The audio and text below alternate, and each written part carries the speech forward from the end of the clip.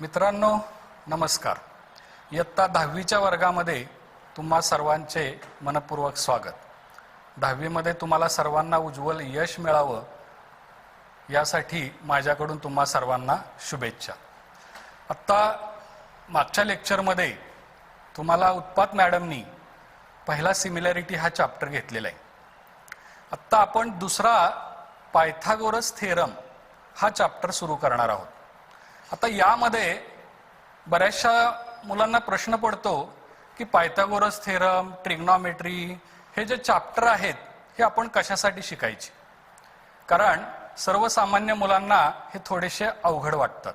परंतु तुम्हाला एक गोष्ट मी सांगतो की पायथागोरस थेरम आणि ट्रिग्नॉमेट्री हे एकमेकांशी रिलेटेड कन्सेप्ट आहेत आणि ते जर आपण शिकलो तर आपल्याला व्यवहारामध्ये खूप मोठा उपयोग याचा होऊ शकतो.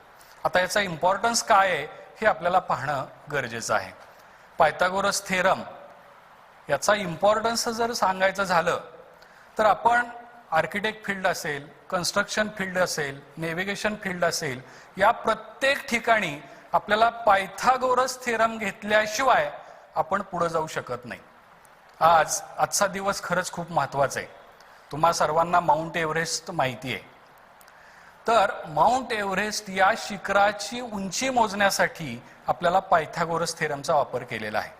आता याचा थोडासा मजेशीर किस्सा मी तुम्हाला सांगतो. तर आज राधानाथ सिकदार या थोर गणितज्ञाचा आज स्मृती दिन आहे. याचं सांगण्याचं तात्पर्य काय तर यांनी पायथागोरसचा जो थेरम आहे आणि ट्रिग्नॉमेट्री आहे याचा उपयोग करून या शिखराची उंची मोजली. पण आपल्याला कुणालाही माहित नाही की राधानाथ सिकदार या शास्त्रज्ञांनी, गणितज्ञांनी या एव्हरेस्टची उंची मोजून काढली आणि हिमालयातील हे 5वं शिखर हे सर्वात उंच शिखर आहे हे आपल्याला सर्वांना सांगितलं. आपण म्हणतो की एव्हरेस्टनीच या शिखराची उंची मोजली.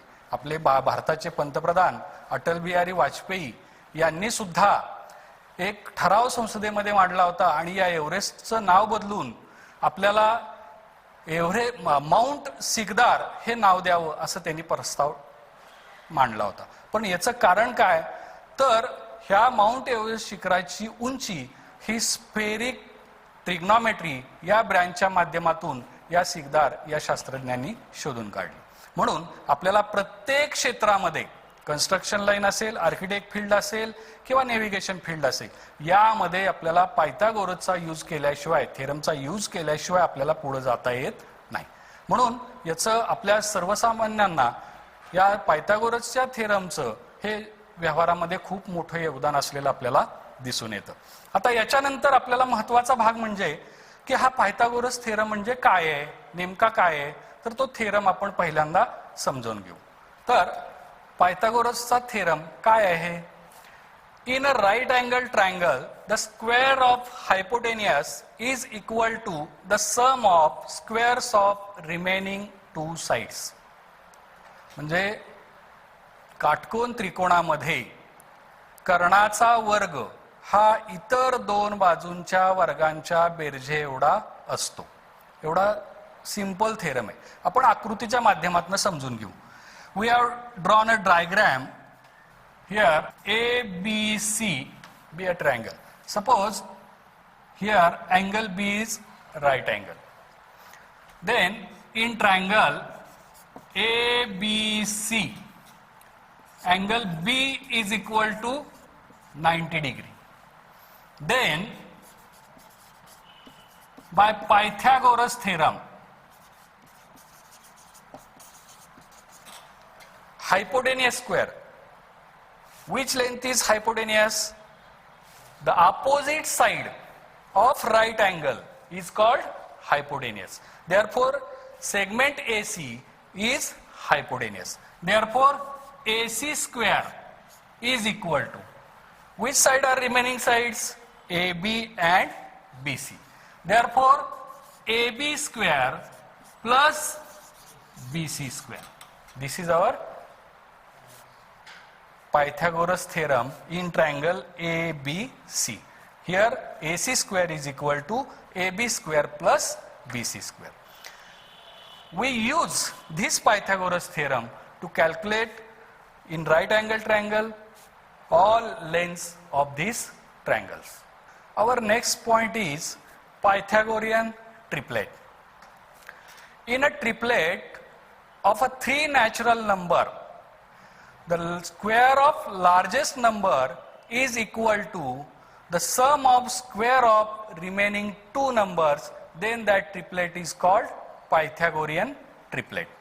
म्हणजे जेव्हा आपल्याला 3 नॅचरल नंबर दिलेले असतात त्यापैकी मोठ्या नॅचरल नंबरचा स्क्वेअर हा उरलेल्या 2 नॅचरल नंबरच्या वर्गांच्या बेरजे एवढा असतो, तेव्हा ते 3 नॅचरल नंबर हे पायथागोरियन ट्रिपलेट असतात.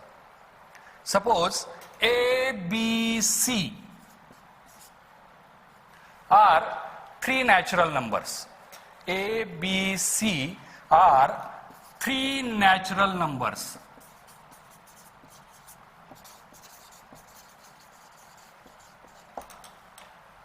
Where A is greater than B. Here A is greater than B, then A square plus B square is the first term in Pythagorean triplet, and second term is A square minus B square, and twice AB is third term. For formula for the Pythagorean triplet is A square plus B square, A square minus B square, and third term is twice AB.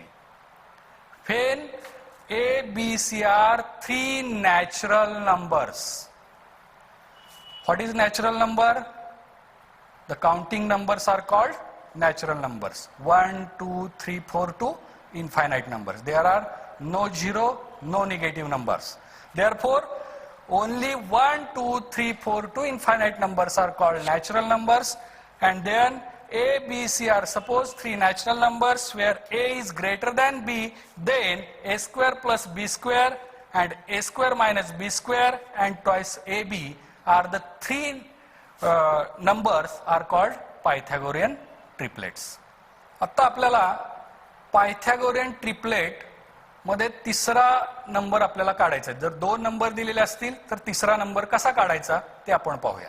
Suppose A is equal to 2 and B is equal to 1.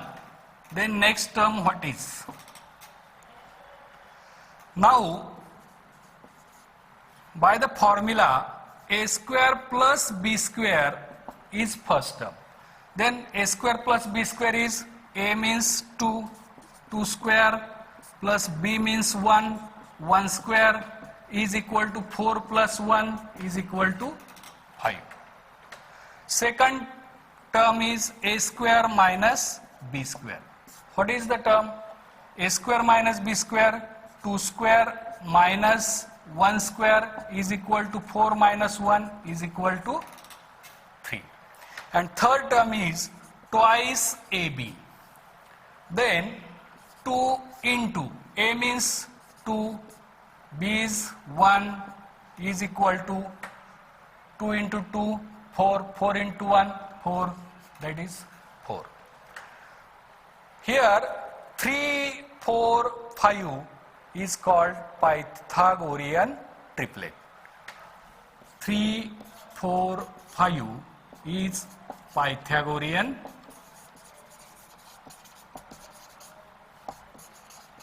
triplet. आता exercise मध्ये तुम्हाला Pythagorean triplet आहे का नाही हे विचारलेलं आहे, ओळखायला सांगितलेलं आहे, आयडेंटिफाय करायला सांगितलेलं आहे. फॉर एक्झाम्पल आपण एक उदाहरण घेऊ. 24, 70 and 74.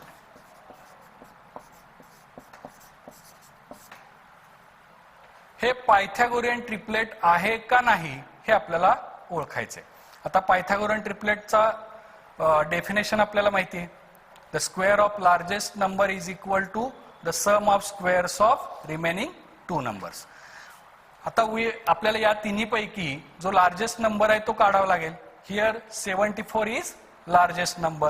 Therefore, we take the square of 74.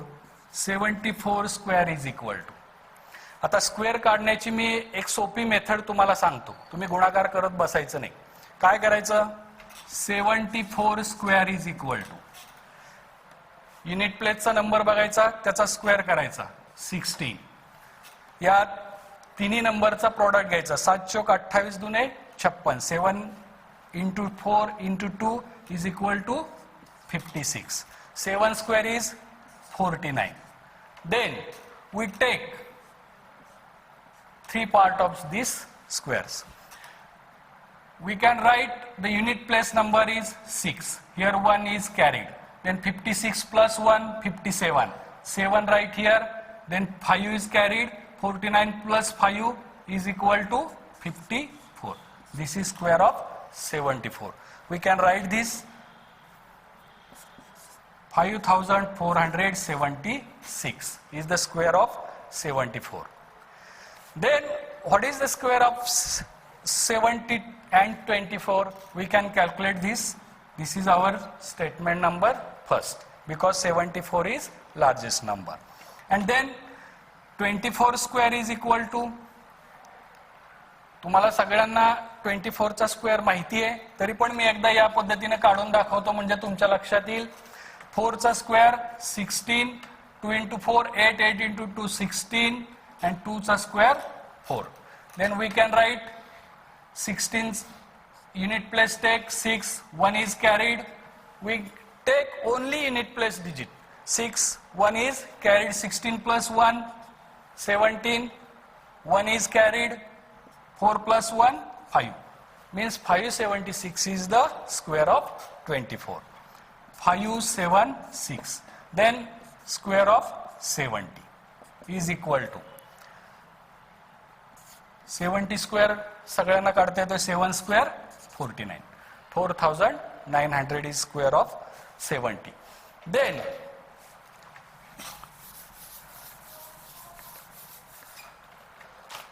we have to calculate, this is Pythagorean triplet. We can add these two squares.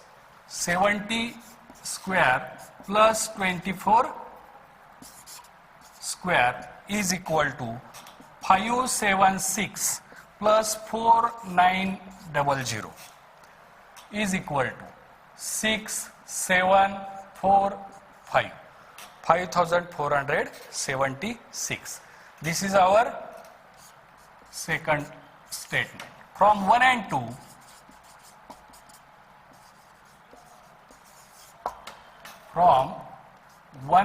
2, we get 74 square is equal to 70 square plus 24 square. Means square of largest number is equal to the square of remaining two numbers. That is why 24, 70 and 74 is called Pythagorean triplet. आता मागच्या वर्षीच्या दोन property आपल्याला या वर्षी पाहिजेत. त्यामधली पहिली प्रॉपर्टी आहे property of 30 degree, 60 degree and 90 degree theorem.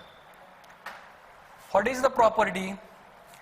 In a right angle triangle, side opposite to 30 degree is half of the hypotenuse and side opposite to 60 degree is √3/2 times of the hypotenuse. This is called property of 30 degree, 60 degree and 90 degree.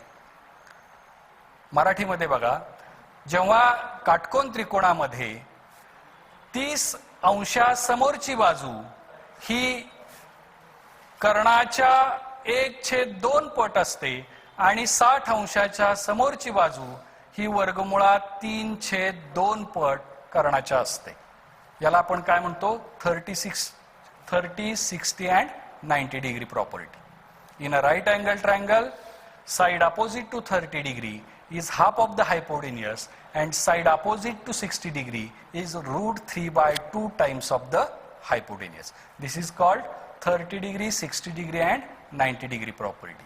And what is the 45, 45 and 90 degree property? In a right angle triangle, all these properties are we use in only right angle triangle. One angle is only 90 degree and other angles are acute angles. Therefore, in 45, 45 and 90 degree theorem, what is theorem? Side opposite to 45 degree, angle 45 degree is 1 by root 2 times of the hypotenuse. Simple property. जेव्हा काटकोन त्रिकोणामध्ये दोन कोन हे 45 अंशांचे असतात तेव्हा 45 अंशासमोरची बाजू ही कर्णाच्या 1/वर्गमुळात 2 पट असते. आता आपण उदाहरणासहित पाहूया. आता समजा आपल्याला एक ट्रायंगल दिलेले आहे.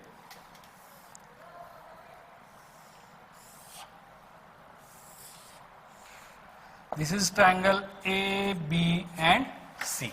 Here angle B is 90 degree. Angle C is 30 degree and angle A is 60 degree. This angle is 30 degree, 60 degree and 90 degree. We have given two sides. Here given only one side is hypotenuse, that is of length 10 centimeter. Then we have to calculate both these sides by property of 30 degree and 60 degree and 90 degree theorem. Then AB is equal to AB is side opposite to 30 degree. Then what is the length of this side? Is half of the hypotenuse is equal to 1/2 into hypotenuse is AC is equal to 1/2 into 10 is equal to 5 centimeter. We have to use this property in right angle triangle. Similarly, we can calculate the side opposite to 60 degree is root 3 by 2 times of the hypotenuse. Then we use next property.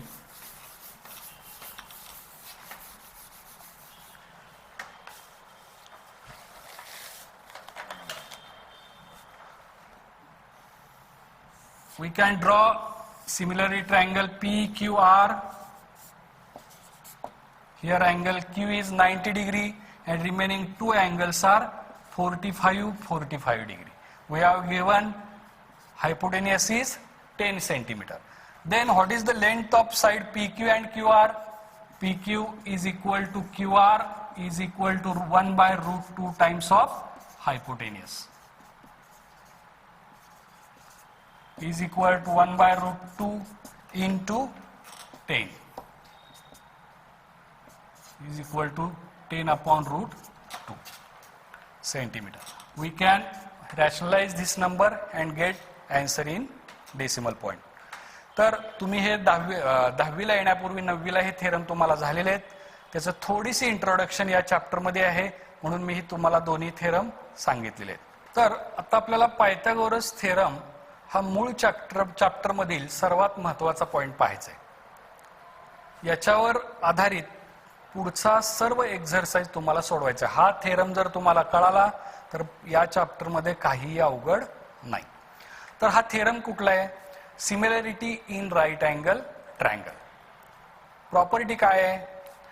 In a right angle triangle if the altitude is drawn to hypotenuse then two triangles formed are similar to the original triangle and to each other. म्हणजे आपण figure वरून समजावून घेऊ. Here we can draw a right angle triangle. Suppose ABC is a triangle where angle B is 90 degree, then triangle ABC is right angle triangle. Then we draw the altitude to the hypotenuse.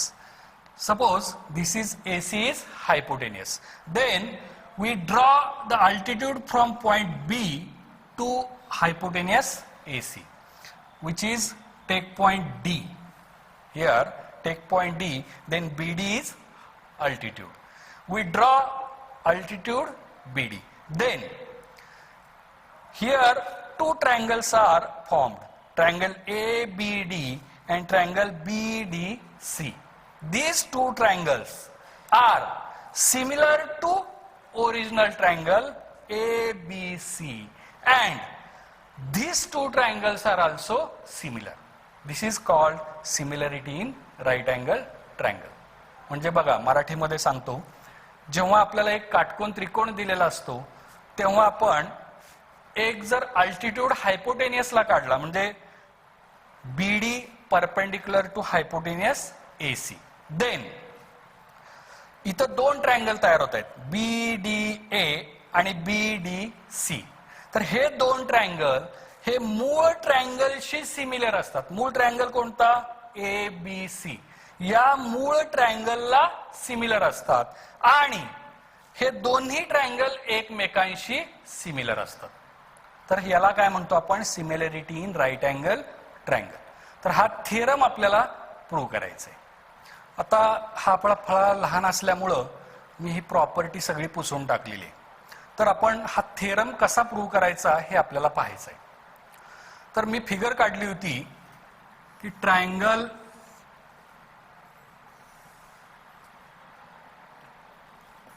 A B C यामध्ये angle बी हा right angle आहे आणि या point vertex बी पासून मी या AC हायपोटेनियसवर एक altitude टाकला होता.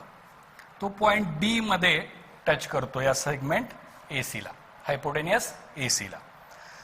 आता आपल्याला हा थेरम प्रूव्ह करायचा आहे. थेरम प्रूव्ह करताना दोन बाबी असतात, तीन गोष्टी असतात. एक म्हणजे आपल्याला गिव्हन, त्यानंतर टू प्रूव्ह आणि प्रूव्ह. जर आवश्यकता असेल तर आपण त्या थेरम मध्ये कन्स्ट्रक्शन पॉइंट ऍड करतो. तर आपल्याला हा थेरम प्रॉपर्टी प्रूव्ह करण्यासाठी या एक्झाम्पल मध्ये काय दिलेलं आहे आपण पहिल्यांदा पाहू. गिव्हन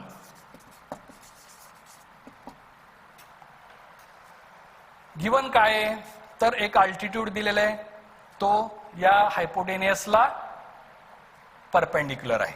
अल्टिट्यूड म्हटल्यावर तो परपेंडिक्युलरच असतो. त्यानंतर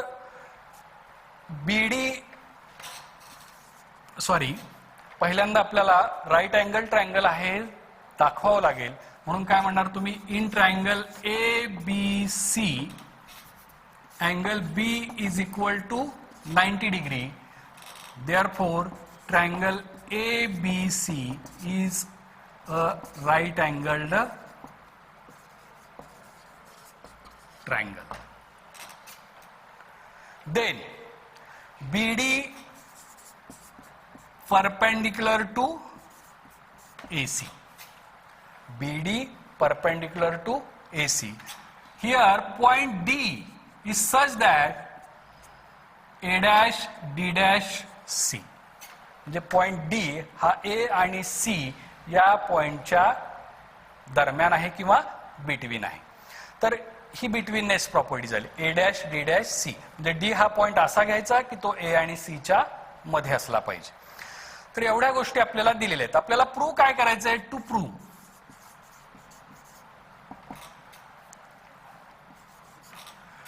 हे दोन तयार झालेले ट्रायंगल हे मूळ ट्रायंगलशी सिमिलर आहेत हे आपल्याला दाखवायचे. म्हणजे triangle A B D is similar to triangle A B C. हा ए बी डी ला सिमिलर आहे. आता इथं लिहिताना आपण ए ला ए, या बी ला डी, म्हणजे हा इथं आपण बी घ्यायचा आणि राहिलेला जो आहे तो सी पॉइंट. आता ही सिमिलरिटी कशी लावायची ह्याच्यासाठी तुम्हाला व्हर्टायसेसची करस्पॉन्डन्सी लावता आली पाहिजे व्यवस्थित.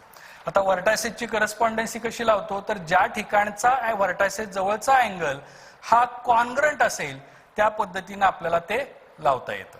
आता बघा फॉर एक्झाम्पल आपण हे दोन ट्रायंगल घेऊया, ए बी सी आणि ए बी डी. आता हे सिमिलरिटी तुम्ही शिकलेला आहात त्यामुळे हे ट्रायंगल दोन कसे सिमिलर लावायचे, त्याच्यासाठी कोणत्या टेस्ट असतात, या सगळ्या बाबी तुम्हाला सिमिलरिटी चॅप्टर मध्ये झालेले. त्यामध्ये आपण अँगल टेस्ट असेल, साइड अँगल साइड टेस्ट असेल, त्यानुसार ते दोन अँगल साइड अँगल टेस्ट असेल, त्यानुसार आपण ते सिमिलर दाखवू शकतो. आता या दोन ट्रायंगलचं जर आपण ऑब्झर्वेशन केलं तर यामध्ये जास्तीत जास्त अँगल प्रॉपर्टीचा यूज आपल्याला करावा लागतो. कारण इथं दोन ट्रायंगल अँगल तर 90 डिग्रीचे आहेत. अँगल डी आहे, अँगल बी आहे. जर आपण अँगल डी पाहिला, अँगल बी पाहिला म्हणजे ए बी सी मध्ये हा 90चा आहे, हा 90चा आहे, म्हणजे या बी ला कोणता अँगल कॉन्ग्रंट येणार डी, म्हणून इथं डी ला आपण बी लिहिलंय का? हा बरोबर आहे.